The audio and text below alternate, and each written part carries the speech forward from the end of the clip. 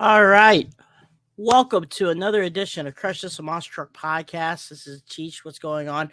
Brad just got married. So it's pretty cool. Congratulations, Brad. Actually he didn't get married. He just got married a few weeks back, actually. So we'll say congratulations to that, Brad. Man, want to thank High Octane Coffee, Joe Sylvester right there. Cool having him on this week, last week, for the Christmas get together and talked a bunch of stuff. It was awesome. J Concepts, go to jconcepts.net. They're officially licensed by Bigfoot Samson USA 1. Man, go take a look at their stuff right there. Top of the line, probably the best. You get RC bodies, monster truck tires, you name it, they got it. JB Scale Graphics, officially licensed by Bigfoot also. Overkill, Obsessed, and others. If you want flags too, go ahead, take a look at that at jbscalegraphics.com. Coming up with also the snake bite 3D head, pretty cool stuff too. Also Justin Stories, once again, making tracks, $10 a pop on Amazon. Also you can message him too. Hall Brothers Racing, thank you for the decals that you see on the trucks. We try to send them to all the trucks and stuff like that to represent our podcast. Go ahead and take a look at that. Also want to thank everyone with the 5-star likes on iTunes and Spotify. Thank you for the love, and thank you for everything that you guys have done too.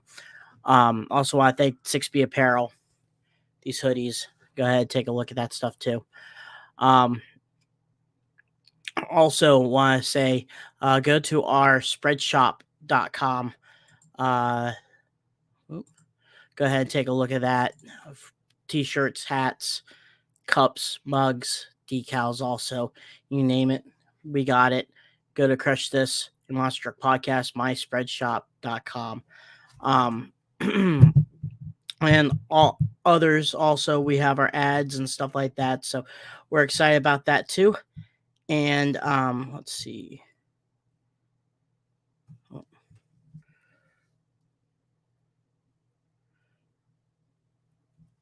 Sorry about that.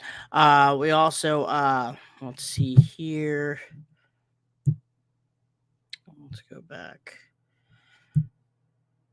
Okay. But thank you for all the help that everyone has done. And once again, I want to thank Back Channel Productions and MTRC. Thank you guys, especially the intros and stuff like that. So we'll get this to the episode. And we're going to have Mike Menter. Sorry about that. He's the owner and the creator of the Warhead monster truck that you'll be able to see this first quarter, hopefully. So it's gonna be cool to have him on, and we'll talk to him and learn a little bit about him. So let's get the show on the road.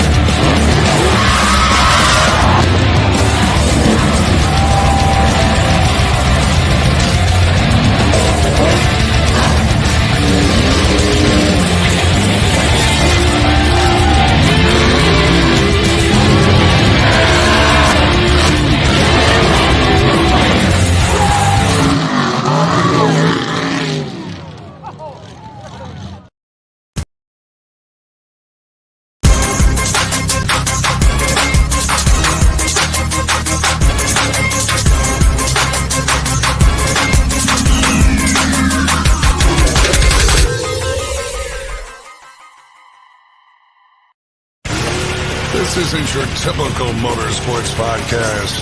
You're listening to Crush This, a monster truck podcast presented by High Octane Coffee and J Concepts. A show where we take you inside the minds of your favorite drivers, past and present, of the monster truck industry. And now, your hosts, Brad Shaw and Dan Chichagash. Buckle in. The show starts now. Awesome, guys. That's a pretty cool intro. Once again, thank you to Back Channel Productions and MTRC for what they have done. Thank you for doing on. Hey, Mike, how you doing, sir? Hey, Man, hey, what's try up, to, man? try to get all that information in a short while, but thank you for being on here and learning about you and their team. Yeah, absolutely, man. I appreciate the invite. Hey, no problem. So let's start from the beginning. I always ask this question from the start. Were you always been a fan, or how did you get introduced to the monster truck world?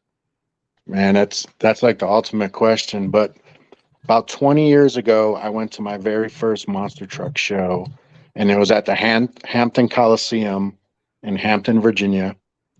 I I think it was like a Thursday, and I remember driving over the bridge where you can see the Coliseum, and I seen all the haulers in the parking lot. And I think I got off at the next exit. I swooped in, and I was like that crazy fan that was trying to get as close as possible to the haulers. And I ended up going to the ticket booth. I bought tickets for Friday night show. Went to the Friday night show. I was hooked. I left. I bought tickets that night after the show for the Saturday noon show. Went to the Saturday noon show. After that show, I got tickets for the Saturday night show. I was just like, man, this is something I want to do. But, at the time I was still young, and I was, trying to figure out finances and how am I going to make this work, or how am I going to do this, or where to start, so that's where it all started. So let's go continue on that. You're talking about how you would pursue this, owning one, and what was the direction that you had to take to get yourself one in general? A lot of people have the same itch that you first did. You went to a show and said, "Man, I want one of those," and stuff like that. But the second steps always seems like the hardest one because you got to figure out, okay, there's a bunch of different routes to get into the monster truck world. You either could work on a race team, work for a company, or own your own monster truck, or you're naturally born, your parents already had one, or something like that nature. But or you had your own business and you bought one itself. So what made you believe that you could pursue this and it was in your grasp, let's just say? Yeah, absolutely. So when I left Hampton, I kind of got the niche, and I started doing research, and like I absolutely knew nobody.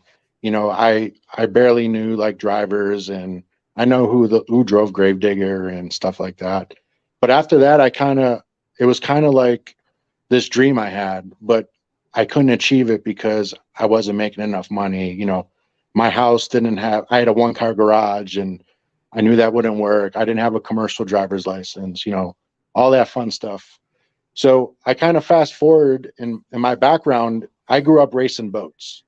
Like, I raced hydroplanes, I raced cracker boxes. Um, that was my background. I had absolutely to do with trucks, but I love trucks. Like, trucks were always number one, and I knew I wanted to do it.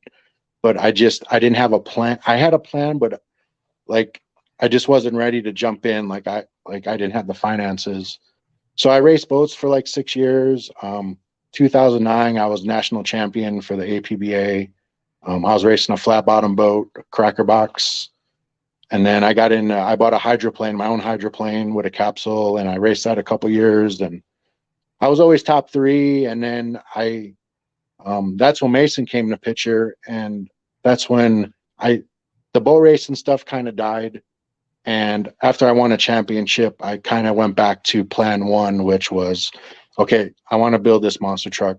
I want a monster truck. Like, let's go. So around that time, I I was keep going to shows. At this time, I was living in California, and I used to go to every California show. I used to go to Anaheim 1. I used to go to Petco Park, Anaheim 2, Petco Park 2. I didn't miss a show. And I was looking at trucks. I was trying to figure out what guys are doing, where guys are getting parts. Like, I was trying to put my face out there. I was trying to put my name out there. And I heard about the mini monsters. So the fast forward with the mini monsters, while I was trying to build a truck, at the time, the Mini Monster stuff, it seemed like it was top secret. Like there's only a couple people that had a Mini Monster, and I really wanted to get Mason in it, and I wanted to build a full size, and I was ready to jump in. And I just banged down doors with the Mini stuff. I finally found out where the Mini stuff was going. That's where we built Warhead Mini Monster truck. And then when we started running Warhead 3 years ago, I sold all my boat racing stuff. Like I hung up all the boat racing stuff. I sold every single piece of equipment, every nut and bolt, spare motor, every propeller, the whole caboodle went. And I literally took that money, and that's when we went in. I was like, okay, I'm knowing people, I'm talking to people in the business, and now's the time. Like, we're gonna build a truck, and we're gonna go do this.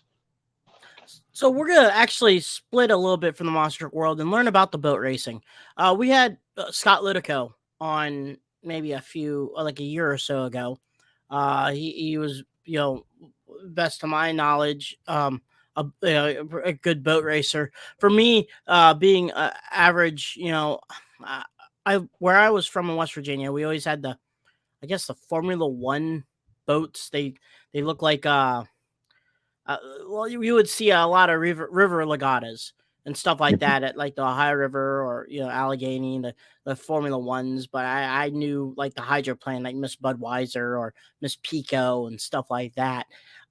Did you when you sold your equipment, did you think about keeping the motors? Sometimes boat motors are kind of similar to the monster truck motor. Did you think about that? Yeah, I thought about it. So I ran 2 classes. So when I won in 2009, when I won in APBA is American Powerboat Association. I was running for another owner. I didn't own a boat. It was a cracker box. So basically it was a 314 motor. It would put out about 600 horsepower. I didn't own that boat, but I drove for the guy. And then after that, I went out and bought my own equipment. I got into the hydroplane stuff. And actually, I do know Scott. Like, I met Scott at races. I've actually been at the same regattas as Scott. And when I started talking to Scott, to kind of fast forward a little bit and seeing Scott at different races or different regattas with the boat stuff, like that's when I found out that he got hired by Jam and he was running the Dragon. So I used to link up with Scott when he was on tour. He went out to Anaheim 1, Anaheim 2. He got me good tickets, and I would meet up with him early at the pit party, and he'd hook me up. And I haven't talked to him in a while, but we kind of lost contact. But at that time, that's when I was just like, I sold all the boat racing stuff because it really wouldn't work. The class I was running a Yamaha 1200 motor. None of the stuff would work in a monster truck. So I sold it all as a package. I had fast stuff, and I got a buyer to buy it, and I literally took the money, and that's when we jumped in. We got the Mini built. We started doing shows with the Mini, and then my plan was I'm just gonna start ordering stuff for the full size, and we're in no rush. We're gonna put together a truck, and then when it's done, it's done, and then we're just gonna debut the truck. So, I mean, I've seen pictures of that truck of yours. It looks phenomenal. I love I love the wrap. You there? Yep, I'm here. Oh, okay. Just a little bit of a glitch on my computer end, but the truck looks phenomenal. So let's talk about the truck a little bit. You did some research and stuff like that. What got you to pick the parts? Talk about the truck, the chassis and stuff like that. That you could have easily went and called Dan Patrick or Pablo Huffaker or someone else to maybe help you with a turnkey. But I give you props, and that you're building it from the ground up. So what got you to find the parts that you wanted for this truck? So yeah, absolutely. That's a good question. So I get that question a lot. So we started running the Mini, and the first promoter that we started running the Mini in California with was John Borba with WGS Motorsports. and we were doing all of John's shows with the Mini. And at the time, I met up with Tony Canedo. So Tony and Playing for Keeps, and I would see Tony at shows, and Tony and his whole family, they're just stand up people, and we became good friends. And one day he was just like, "Hey," he was like, "When are you building a full size?" And I was like, "I'm thinking about it right now. I think it's coming down the pipe." And he says, "Well, I want to help you out. I come to my shop. I have a lot of hardware. I have some housings. I have tons of stuff. Come to my shop. Let's make a deal. I want to help you out." So I took him up on his offer. I went to his shop a couple months later. We kind of made a plan. Like, I was going to get his Pettibone, all his Pettibone stuff. He had Patrick housings. He was going to build a Ford truck, and he just, for whatever reason, he never built the Ford truck. So he had all this extra stuff. And I just went there. I took a 28-foot trailer, enclosed trailer, literally loaded my truck. I left his house with a full trailer and just oodles and oodles of parts. And that's how I got started. So I got home. I had complete housings. I had 6, 7 extra corners, and then now came the part with the chassis. So I was doing my homework, and now we're at the time where I stopped running for WGS and I started running for the Monster Truck Insanity Tour out of Idaho. So when I started running and traveling with the Mini for the Insanity Tour, I was doing a lot of shows with Craig Christensen. And when I started talking to Craig asked the same question. He was like, "Hey, when are you going to build a full size?" And I was like, "Oh, I'm literally like, I'm getting parts right now." And we started talking, and Craig was like, "Well, I build chassis, and you're coming to all these shows, and it's super close to my shop.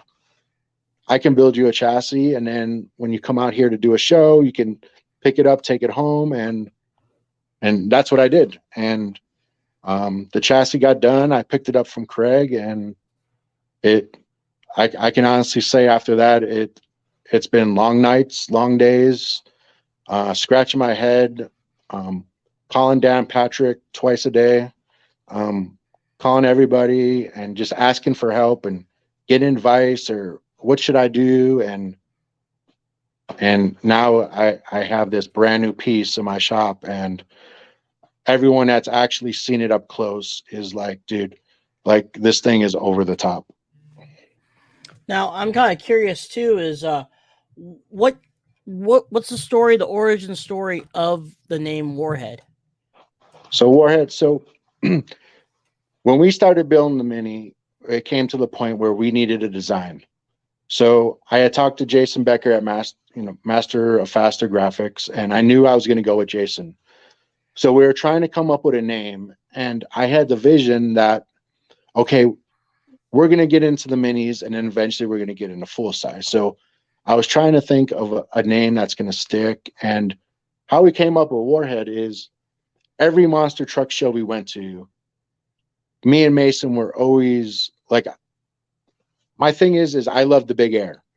So I took the big air stuff, and I tried to come up with a name, and I that's how we came up with Warhead. Like, warheads flying in the air, like super aggressive, and it just stuck. So when I built the full size, I wanted to keep, like, for marketing and stuff. When you say Warhead, I think some people who know me, they can put, okay, Warhead goes with the mini monster truck. So my thought process with Warhead XL is like, hey, we just have a full size now. So why change the name? Why don't we just add XL to it? And here we are. And that's what I did. And I think it came out really well. And I tell you what, the design of the truck too. You went with the off road body, but also the cool thing is you have the warhead that you typically, when I picture warhead, bombs or missiles and stuff like that. But you have a gorilla as kind of your mascot type deal. The process of the design of the truck itself, how long did that take? And were you talking to Jason from Master of Faster? Like periodically, like every single day? So yeah, so I brought the idea up with Jason, and I had a vision, and the original gorilla vision I had was I wanted the gorilla to be like over the top. I had like a bull ring on his nose. He had like a piercing on his ear. Like he was going to have like super big gorilla arms. And Jason started drawing it up, and he would send me a text message, and then we would go back and forth. And I'm like, wow. And then one day Jason was like, hey, I think we should take like scale down some of the head and let me draw out like all the other features you want. Like you want them to have a fire suit on that matches yours. You want them to have these big arms.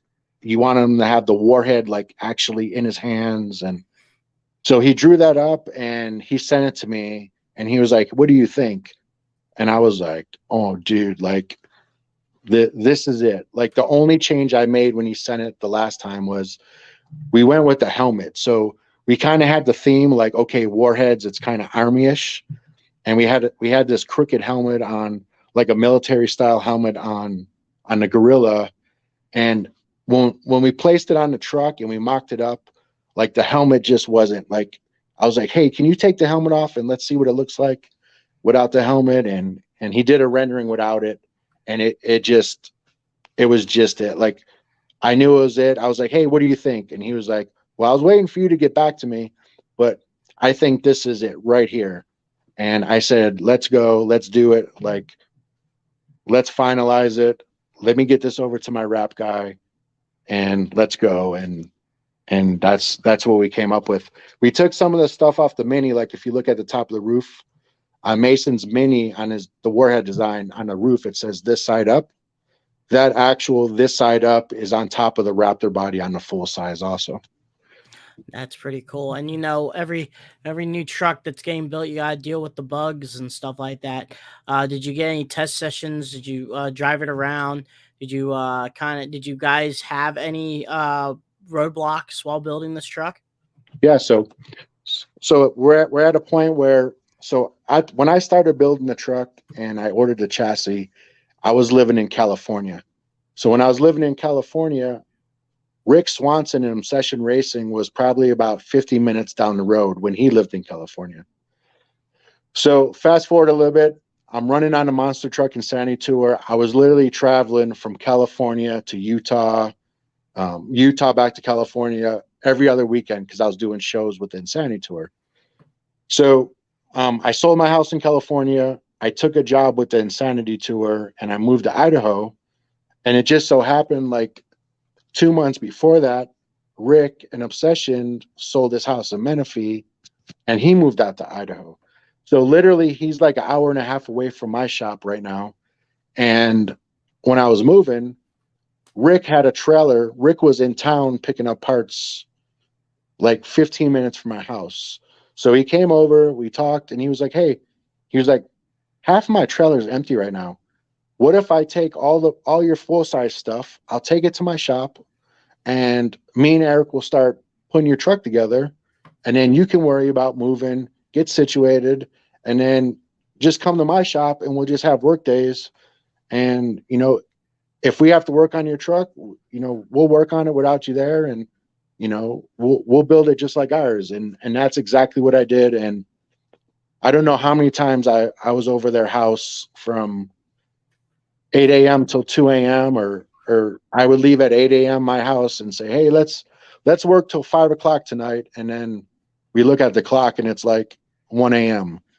And those guys, Rick, Eric, Jill, his wife, Misha, the hospitality. And honestly, if I was putting a truck together by myself and I didn't have help, there was a couple points where like I would have been stuck. There was a couple things that didn't line up with the transfer case and with the transmission, and having their trucks right there in the shop and their experience putting truck, they put a couple of trucks together in their time.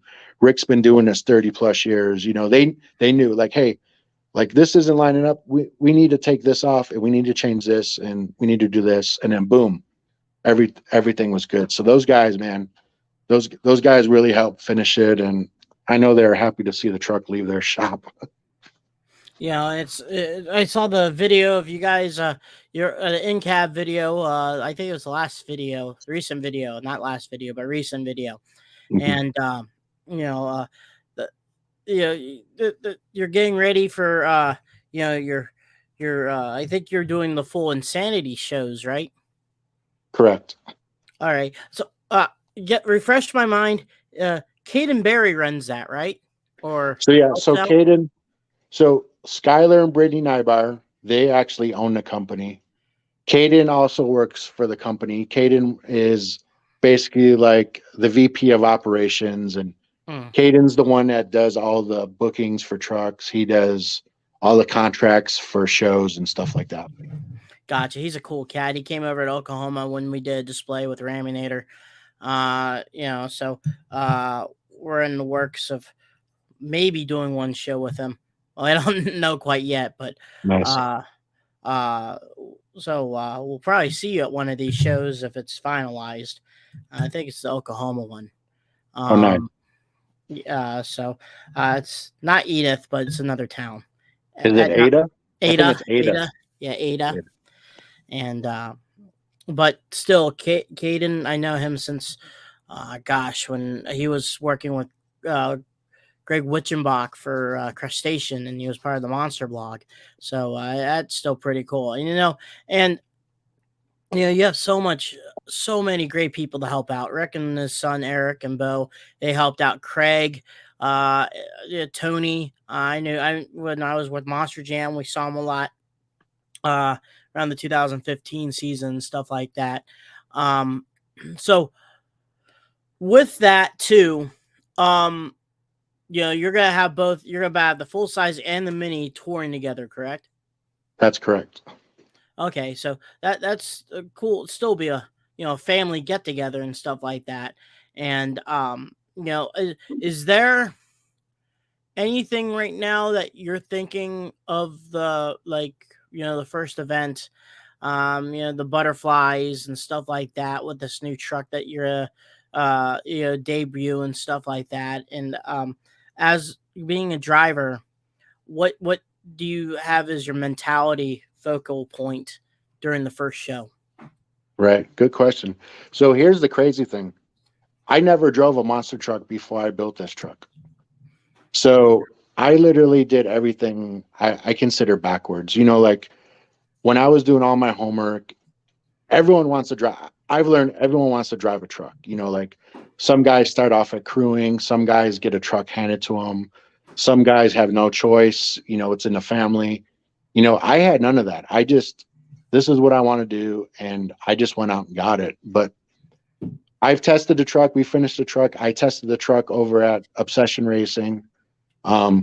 There's a couple things, like initially, like we had a couple hydraulic lines backwards. I turned the wheel left and the truck went right.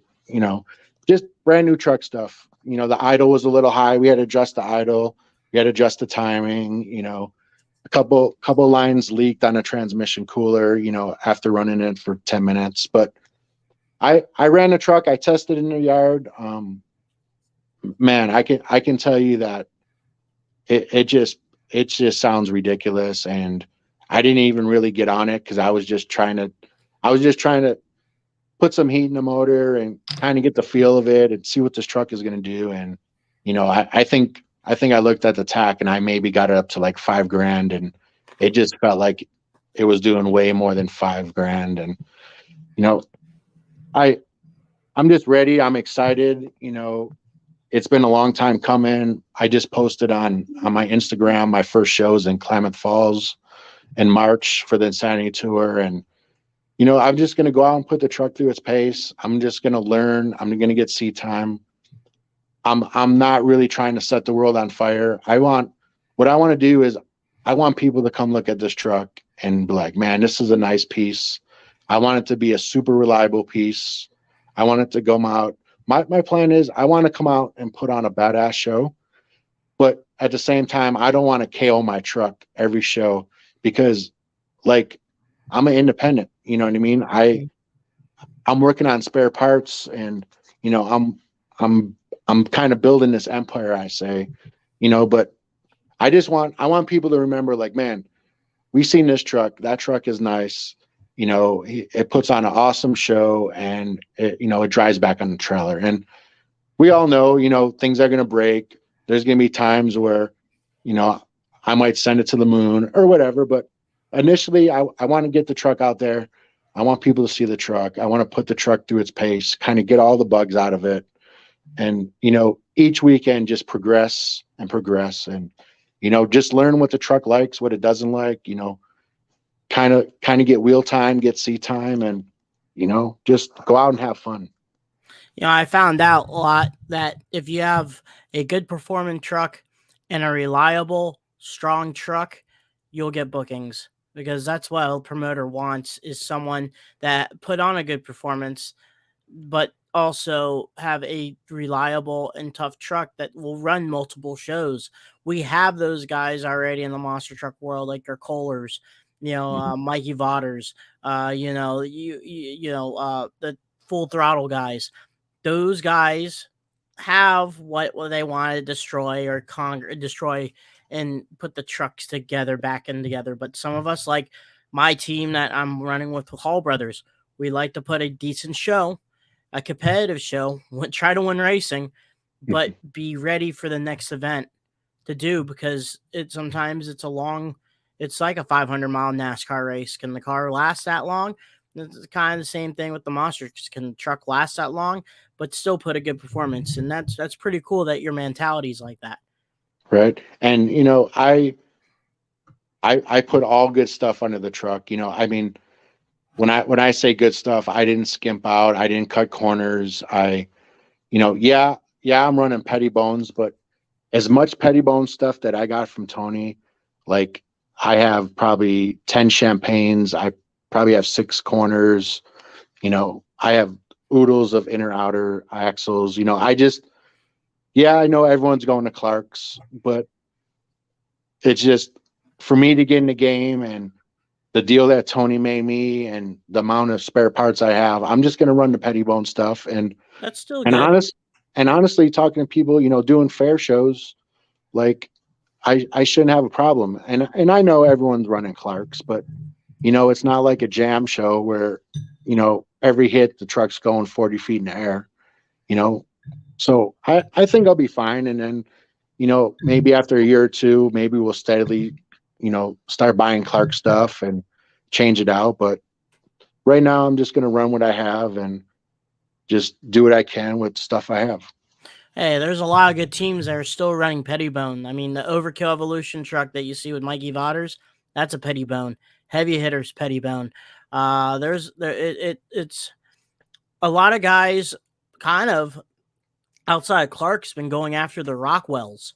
If you saw like Jamie Gardner, his trucks like Wild Side and Terminal Velocity and all them.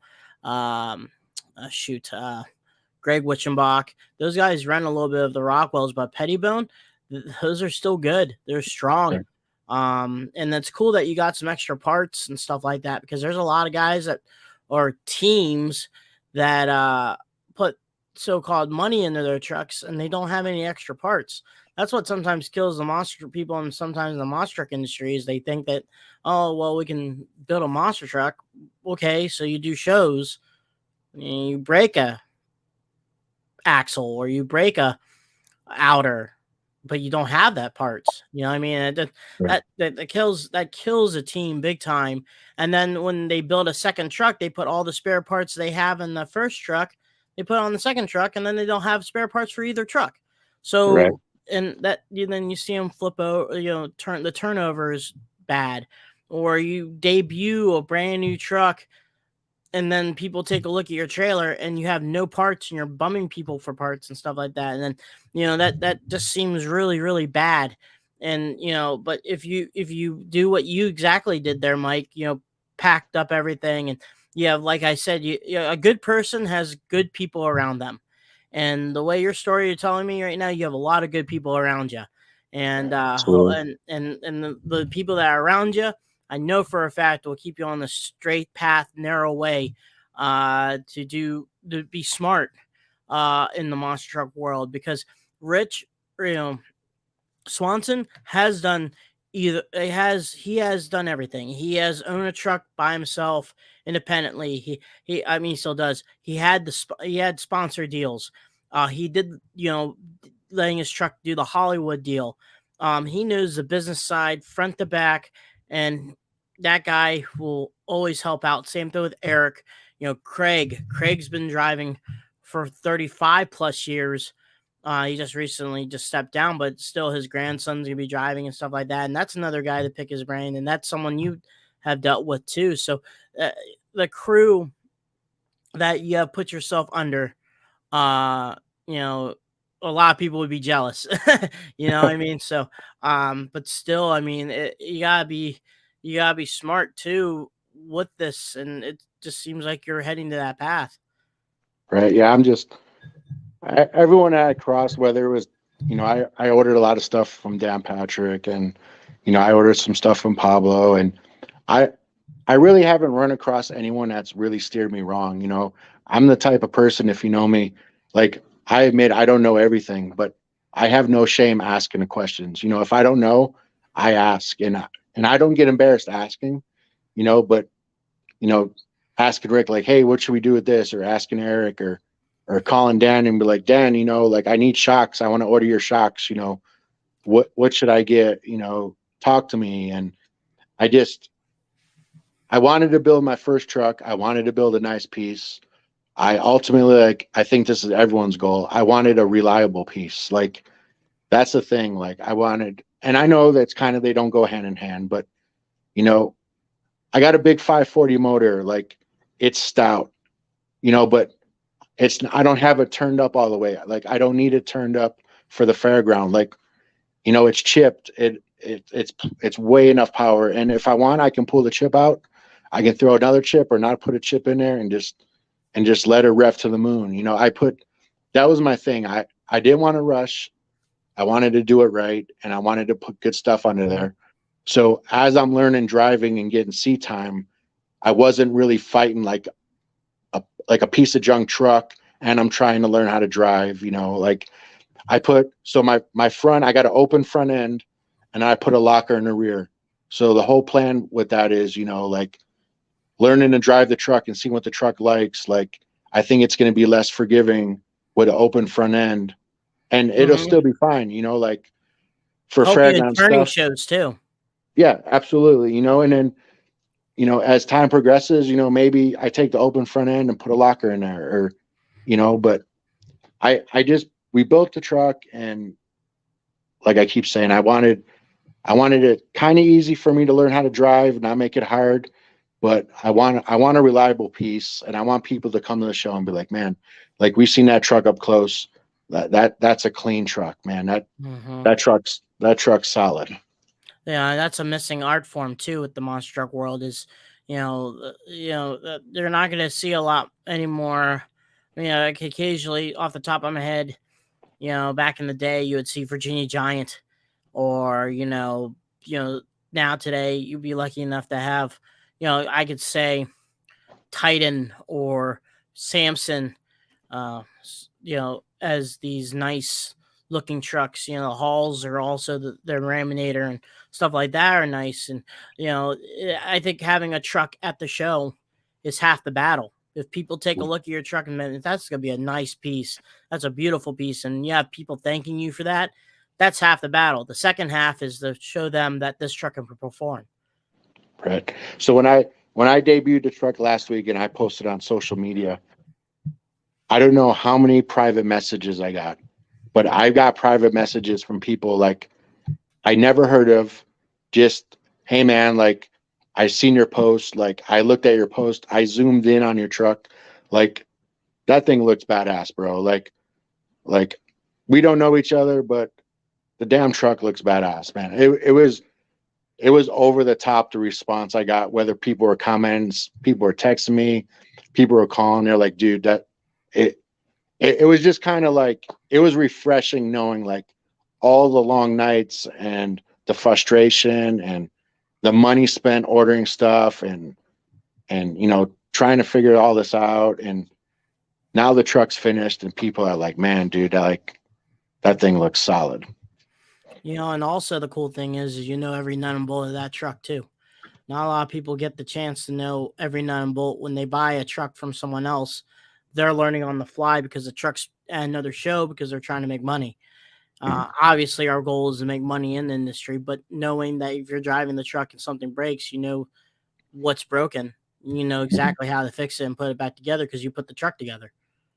Right. Totally. And like one of my pet peeves, like when I was looking at other trucks and I was looking up close and I was getting ideas how I want to do mine, like the thing that really killed me was it kills me when I see like wires like mismatched and just thrown in the corner and kind of like a rat's nest. And like if you look at this truck, I mean, everything is color, the same color. Like if it's a red wire, it's a red wire all the way to the end of the terminal. Like it's not a red going to a yellow to a blue to a, hey, I don't know what color this is. Like literally it's all the same colors on the wiring. So, if that solenoid goes bad, we need to track it. Like, hey, let's follow that pink wire all the way up to the fuse box to the relay. Like there's only one pink wire in there. Like this is it. So it just came over the top, and with the Swansons helping and them putting in their 2 cents and their history and their past and their ideas, I think I think it's all on me now, like just the driver. Right on. And then, so where can people find the schedule and see where you're at? So right on. So I just posted this morning. I'm literally releasing my first 6 shows, but this morning on Instagram, I released my first show, which is going to be in Klamath Falls, Oregon, March 3rd and 4th. It's 2 shows. I think what I'm going to do is I'm going to post a new show update the next couple of weeks. I'm going to do like the first 6. And then I think after the first 6, I'm going to make like a full first quarter schedule with all the shows. I think that's the plan. Like I said, I posted the first one today. I didn't post it to the Facebook. So I have our social media, our Instagram usually talks to our Facebook page. But if I do like reels on Instagram, sometimes it don't translate over to Facebook. So I got to do a separate post. But I did do the first show. I released it today. It's Klamath Falls, Oregon. It's with the Monster Truck Insanity Tour, and I can't wait. It seems like March 3rd seems so far away, but actually it's like right around the corner. Yeah. Yeah, I hear that. And and then so they can follow you at Instagram and Facebook. Uh I believe so, correct? Correct. So our Instagram is Warhead Monster. Our Facebook is Warhead XL Monster Truck. And we started a YouTube page. As everyone knows who starts a YouTube page, editing is super hard, but bear with us. I have some build videos of building Warhead XL on there. I have tons of media that I haven't even downloaded off the SIM card, but one of my other goals is after each show, I want to do a YouTube video recap. I want to do something on our Instagram. I want to do something on our YouTube page. I want to do something on our Facebook, because I know some people, they don't have every platform, but I want to get the truck out there. I want to really step up our social media, but it's going to be hard, especially with back-to-back weekends, trying to keep the truck running and, trying to get it done. But it's definitely a goal of mine to maintain all of our social media platforms each weekend. Yeah, we'll probably have to send you some of these decals. Send them. Yeah, buddy, just give me your address. I'll send a couple for you and put on the truck and spread the word out. But man, Mike, thank you for being on and telling about a little bit about your story. We gotta have you on maybe the end of next year and give it like a review. That'd be pretty cool to see how your first full year of monster trucking was like. Yeah, absolutely, man. I appreciate, you invite me on, and, a lot of people, they probably don't know who I am, especially if I'm on the East Coast, but, I got a lot of love when I debuted the truck and I threw it on social media, a lot of private messages and stuff. I'm just like everyone else, man. I just want to go out and have fun in monster truck and put on the best show I can, and, do it weekend and, week after week. Man, that's awesome, Mike. Well, thank you so much. Fans, take a look at the Warhead XL monster truck on your social media platforms, like he said. Follow him. His show's just around the corner in March in Oregon. So we'll see how he does. And, he'll rock the house. Any monster truck rocks the house. You just put a monster truck in the friggin' yard and just rock the house. But still, Mike, thank you so much for being on. And, we'll see you down the road. All right, thanks, man. I appreciate it. No problem. All right. That's Mike from the Warhead Monster Truck. It's awesome that he was on, talk about stories and everything like that. Guys, go to the spread shop right there. Get some merch. Help us out. Once again, 6B Apparel. Thank you. $100 a pop for the hoodies and sweater. Go get that. Helps us out too. High Octane Coffee, J Concepts, JB Skill Graphics, 6B Apparel, Back Channel Productions, MTRC, Hall Brothers Racing, Bradley Shaw Designs. Once again, guys, thank you so much for what you guys have done to help us out. This episode is the last episode of the year, I believe. I think, this will be the last episode of the 2022 year. And then will be 2023, and our season will be going on for year number 6. Once again, guys, thank you so much for being on. Next week, we'll have someone on. Hopefully, some dirt crew. So, once again, Bradshaw will be on, I think 2 weeks from now. We'll see how it goes. But guys, thank you so much. Check up on your friends. Doesn't matter if they're Superman or Barney. Check up on them. And donate blood. It always helps out. Kids also that don't have any cold jackets, hook them up with some jackets, help them out and stuff like that. Animal shelters, go donate an animal from them. Don't buy a pup from someone else, if anything. Just go after an animal shelter dog or cat. They need love too. But once again, folks, thank you for coming on. And I, like Brad always says, keep the shiny side up and the rubber side down.